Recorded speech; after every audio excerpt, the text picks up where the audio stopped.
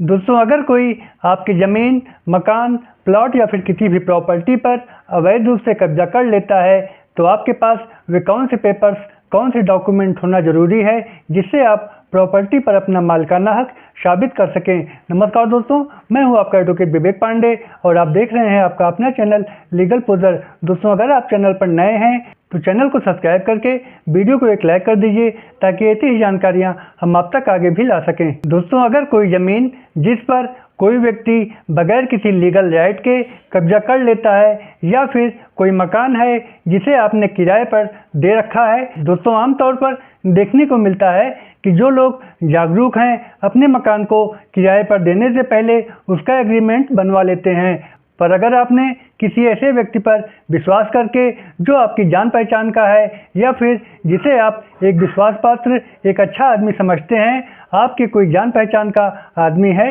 अगर आप विश्वास करके बगैर एग्रीमेंट करवाए किराए पर रहने को दे देते हैं और वह व्यक्ति लगातार कई वर्षों तक आपकी प्रॉपर्टी पर रह लेता है और उसकी नीयत आपके प्रॉपर्टी पर, आपके मकान पर कब्जा करने की होती है, तो वहीं पर डिस्प्यूट खड़ा होता है। तो दोस्तों, अपना मकान, दुकान रेंट पर देने से पहले आप उसका एग्रीमेंट ज़रूर करवा लें और एग्रीमेंट जितने कम टाइम के लिए होता है उतना ही आपके फ़ायदे में होगा। मान लीजिए कल को उस व्यक्ति की जिसे आपने मकान किराए पर रहने के लिए दिया है, अगर उसकी एक्टिविटी आपको पसंद नहीं आती है तो लंबे समय का एग्रीमेंट होने पर आप उससे ज़बरदस्ती खाली नहीं करवा पाएंगे। तो इसीलिए आपको कम से कम समय के लिए एग्रीमेंट बनवाना चाहिए और अगर आप टाइम पीरियड बढ़ाना चाहेंगे तो उसे फिर से रिन्यूअल करवा सकते हैं। और अगर आपकी प्रॉपर्टी पर किसी ने बिना किसी विधिक अधिकार के कब्जा कर लिया है तो आपको अपना मालिकाना हक साबित करने के लिए ये 4 डॉक्यूमेंट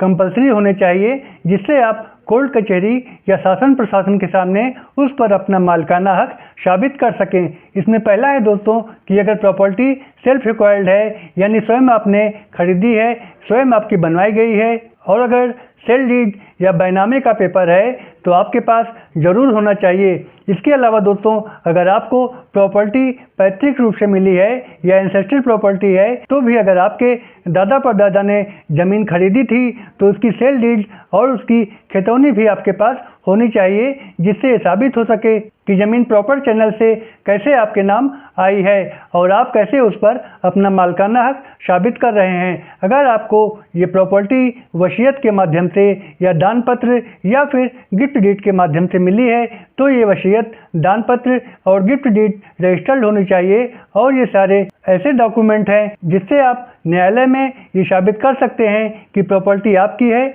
उस पर मालिकाना हक भी आपका ही है और कोर्ट आपकी प्रॉपर्टी को अवैध कब्जेदार से कब्जा मुक्त करवा सकेगी। दोस्तों, आशा करता हूं कि जानकारी आपको पसंद आई होगी। वीडियो पसंद आई हो तो एक लाइक करके चैनल को सब्सक्राइब कर दें। फिर मिलेंगे एक नए विषय के साथ, तब तक के लिए goodbye and thanks for watching.